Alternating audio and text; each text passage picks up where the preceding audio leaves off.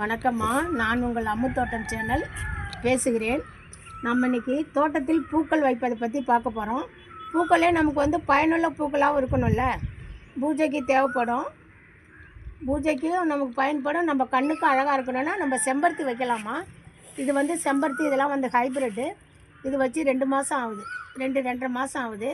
எப்படி மலர் தராங்க பாருங்கள். இதை பாருங்கள், ஆரஞ்சு ஃபேமிலியே 4 இருக்காங்க பாருங்கள். உள்ள மெரூன் பார் இருக்குது. ஆரஞ்சு ஃபேமிலி தான் இவங்க, தெரியுறாங்களா? இவங்க மஞ்சள்மா நேற்று பூத்தாங்க. நேற்று சண்டே லைவ் போடாத விட்டுட்டேன், அதனால் காட்ட முடியல. இப்போ இந்த பூக்கள் ஹைப்ரிட்டுமா. இதே நமக்கு ஒத்த செம்பருத்திலாம் அங்கே இருக்காங்க. அதில் பிங்க் கலர் இருக்காங்க, வெள்ளை இருக்காங்க, சிகப்பு இருக்காங்க, pink rose, light pink rose இருக்குது. அந்த மாதிரி செம்பருத்தி செடிகள் வச்சா தோட்டமும் அழகாக இருக்கும், பூஜைக்கும் தேவைப்படும், நமக்கு பயனுள்ளதாகவும் இருக்கும். தோட்டத்தை பார்க்கவும் வண்ண வண்ண கலரில் நமக்கு ஒரு பாசிட்டிவ் எனர்ஜி கிடைக்கும். இந்த மாதிரி செம்பருத்தி மலர்கள் வைக்கலாம். அதுக்கு நான் ஃபஸ்ட்டு தொட்டி காட்டிட்டு அடுத்த மலர்களை காட்டுறேம்மா. நேற்று ஒருத்தவங்க கேட்டிருந்தாங்க. இது டெரக்கோட்டா தொட்டிமா. இந்த தொட்டியை காட்டி சொல்கிறேன் நான். இதுக்கு பேர் டெரக்கோட்டா. இங்கே பாருங்கள், இப்படி பாருங்கள், ஹோல்ஸ் தெரியும். 5 ஹோல் போட்டிருக்கேன் பாருங்கள். எவ்வளோ பெரிய ஹோல்ஸ் போட்டிருக்கேன் பாருங்கள். 5 ஹோல்ஸ் போட்டிருக்கேன், தெரியுதுங்களா? இந்த 5 ஹோல்ஸை போட்டுட்டு இது மேலே இப்படி ஓட்டாஞ்சல் வைக்கணுமா. இந்த தொட்டி இப்போ மாடலுக்கு சொல்கிறேன். இதில் அந்த சட்டிப்பானை ஓடு இருக்குல்ல, அந்த ஓட்டை வைக்கலாம், கல் வைக்கலாம். ஆனால் மண் கீழே இறங்கக்கூடாது, தண்ணி மட்டும் கீழே இறங்குற மாதிரி, சரிங்களா? ஃபஸ்ட்டு தேங்காய் பஞ்சு போடுங்க.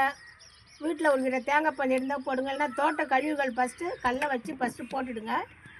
போட்டுட்டு இதுக்கு 2 முறம், இந்த முறத்தளவுமா, இந்த முறத்தளவுக்கு சொல்கிறேன் நான். இல்லை வீட்டில் நம்ம பெருக்கி குப்பை வரும்போது முறம் எடுப்பேன், அந்த முறமாக இருந்தால் 4 முறம் மண் கொட்டணுமா. செத்தை போட்டதுக்கப்புறம் தோட்ட மண் 4 முறம் கொட்டினா கரெக்டாக இருக்கும். இந்த அல்ல, உங்களை வீட்டில் பெருக்கி குப்பை வரீங்களா, அந்த முறம்னா 4 முறம். இது 2 முறம் போதும். 2 முறம் இதால் அளவு காட்டுறேன் உங்களுக்கு. 2 முறம் மண்ணை போட்டுவிட்டு அது மேலே நான் செத்தை போடுவோமா. நான் எப்படி வைக்கிறேன்னு சொல்கிறேன். உங்களுக்கு இன்னும் மக்கும் குப்பைகள் கிடைக்குதோ நீங்கள் அதை போட்டுக்கலாம். கரும்பு சக்கை போடலாம், காய்ந்த சருகுகள், தேங்காய் பஞ்சுகள், வைக்க பொருட்களில் மாடு கட்டுற இடத்துல வைக்கல் நிறையா கிடைக்கும், மாடு இருக்கிற இடத்துல. அந்த மாதிரி வைக்கல் போட்டுட்டு அது மேலே எம்சண்ட், இந்த வீடு கட்ட இப்போ மண் வாங்குறாங்களா, ஒரு மாதிரி ஆஷ் கலர் இருக்கும், அந்த மண் கூட போடலாமா. இல்லையா செங்கல் சூளை இருக்குதுமா. செங்கல் சூளையில் செங்கல் தூள் மாதிரி அப்படியே நைஸாக இருக்கும் பாருங்கள். நம்ம ஜல்லி செங்கல் இறக்கி கட்டணம் கட்டும்போது அங்கே கொட்டி கிடக்கும், அந்த மாதிரி ஜல்லியாக இருந்தாலும் நீங்கள் போடலாம். போட்டுட்டு அதுக்கு மேலே செத்தை அந்த எம்சாண்டோ ஆற்று மணம் 2 முறம் போடணும். 2 முறம் போட்டுட்டு செத்தை. அதுக்கப்புறம் கொக்கோ ஃபிட்டுமா. கொக்கோ ஃபிட்டு இதால் 1 முறம் போட்டால் போதும். ஏன்னா கொக்கோ ஃபிட்டு யார்ட்டி இருக்காது, நம்ம பைசா கொடுத்து தான் வாங்கணும். அதுக்காக கொக்கோ ஃபிட்டு இதால் 1 முறம். உங்கள் வீட்டில் பெருக்கிற முறமாக இருந்தால் 2 முறமா, 2 முறம் போட்டுட்டு கொக்கோ ஃபிட் போட்டுட்டு அதுக்கப்புறம் செத்தை இருந்தால் போடுங்க, இல்லைன்னா பரவாயில்ல, தோட்ட மரம் டைரெக்டாக போட்டுடலாமா. அது 2 முறம். உங்கள் வீட்டு மரமாக இருந்தால் நான் 3-4 வந்தால் 2 போட்டுட்டு இதுக்கப்புறம் தான் முக்கியமாக நான் போடுறது மாட்டு சாணம் எருமா. சாணம் ரொம்ப நாள் மக்கி போயிருக்குல்ல, அந்த எருவை போட்டுட்டு அப்புறம் அந்த நர்சரியிலேருந்து வாங்கிட்டு வர செடியை கவரை பிச்சு எடுத்துகிட்டு இந்த மாதிரி செம்பருத்தியில் பிளாஸ்டிக் சின்ன வலை மாதிரி கொடுத்துருப்பாங்க. அவங்க ஸ்டார்டிங்கில் செடி வைக்கும்போது சின்ன வலையில் இவ்வளோ தான் இருக்குது அந்த வலை. அந்த வலையில் வச்சு தான் நமக்கு செடியே கிடைக்குது. அந்த வலையை ரிமூவ் பண்ணிட்டு தான் வைக்கணும் இந்த ஹைப்ரிட் செம்பருத்தி. இல்லைன்னா நர்சரியிலேருந்து வாங்கிட்டு வர செடியில் இருக்கிற அடியில் இருக்கிற மண்ணை எடுத்துகிட்டு டைரெக்டாக நம்ம அந்த எரு போட்டோமா அது மேலே வச்சிடலாமா. அது மேலே வச்சுட்டு நம்ம தோட்ட மண்ணை போட வேண்டியதான். அதுக்குள்ளே உங்களுக்கு இந்த அளவுக்கு நிரம்பிடும். ஒரு 2 இன்ச்சுக்குள்ளே எல்லாம் தொட்டியே நிரம்பிடுமா. நிரம்பினதுக்கப்புறம் நல்லா வச்சு கொஞ்சம் அழுத்தி விடணும். மேலட்டமாக இருக்கக்கூடாது, அழுத்தி விடணும். அழுத்தி விட்டு நம்ம மாலை நேரத்தில் நடணும். மழை நேரத்தில் காலையில் கூட நடலாம். இந்த மாதிரி கிளைமேட்டாக இருந்தால் காலையில் நடலாம், நோ பிரச்சனை.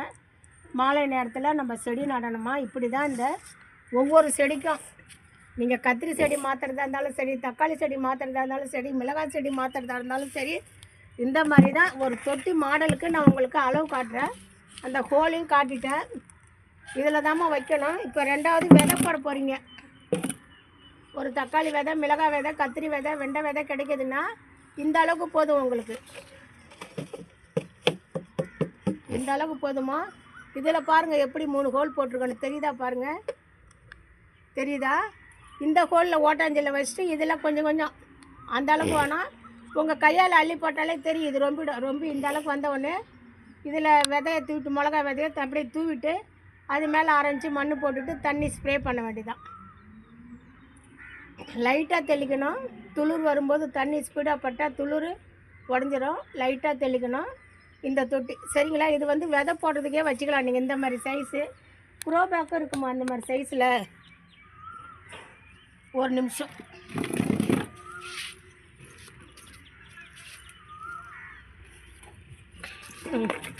பாருங்கள், இந்த க்ரோ பேக் வந்து விதை போடுற மாதிரி தான்.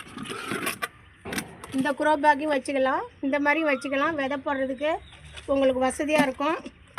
ரெண்டாவது, தோட்டம் வைக்கும்போது வேப்ப முன்னாக்கு வாங்கிக்கிங்க. இது வேப்ப முன்னாக்குமா, எனக்கு 2 வருஷமாக கிடைக்காம இருந்தது. அப்புறம் இது பாதிரிக்கு இப்போமே கூத்த பார்க்குமா, அங்கே வாங்கிட்டு வந்தோம்மா, எனக்கு இங்கே கிடைக்கலம்மா வேப்ப முன்னாக்கு. நம்ம அதுவும் வந்து மண்ணுக்கு ஊட்டச்சத்து கொடுக்குறதா, செடிக்கு நல்லது தான்.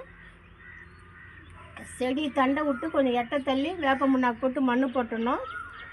இது வாரத்துக்கு ஒரு தடவை இயற்கை உரம். அடுத்த பூக்களை காட்டுறேன். இது சந்தன முல்லை, நித்திய முல்லை, ஒலாந்தன்னு சொல்லுவாங்க. 3 பேர் இதுக்கு. இவங்க இருந்தால் போதுமா, ஒரு தோட்டத்துக்கு இடம் கம்மியாக இருந்தது, சின்ன இடமா இருந்தது அப்படின்னா இந்த ஒரு செடி இருந்தால் போதும். பூஜைக்கும் கிடைக்கும், தலைக்கும் கிடைக்கும். நித்திய முல்லைங்கிறது நித்தம் தினமும் நமக்கு பூ கொடுக்கும். இப்போ இது 2வது மாடியில் மெத்தையில் இருக்குது. கீழே இருந்து மேலே வந்திருக்காங்க. இதனோட முதலீடு அப்போ நான் வைக்கும்போது 20 ரூபா 15 ரூபா, இப்போ 30 ரூபா 40 ரூபா இருக்கும். ஒன்று வாங்கி வச்சுட்டா டெய்லியும் பூஜைக்கும் கிடைக்கும், உங்களுக்கும் கிடைக்கும். இது கூட குண்டுமல்லி செடி வைக்கலாம், ஜாஸ்மின், முல்லை, அந்த மாதிரி குண்டுமல்லியே குடும்பமே இருக்குது. இது வந்து நம்மகிட்ட இருக்கிற ஜாதி மல்லி செடிமா. 2 செடி ஜனவரியில் கவாட்டு பண்ணி எப்படி இருக்கு பாருங்கள். இதெல்லாம் வந்து மாடி தோட்டம் வந்தாலே வாசனையாக இருக்குமா, நம்ம வீடும் வாசனையாக நிறைஞ்சிருக்கும். அப்புறம் இங்கே பாருங்கள், இது எல்லாமே குண்டுமல்லி ஃபேமிலிமா. ஒரு 7-8 செடி இருக்குது. இது இல்லாத ஒரு 4 இடத்துல 2 செடி வச்சுருக்கேன்.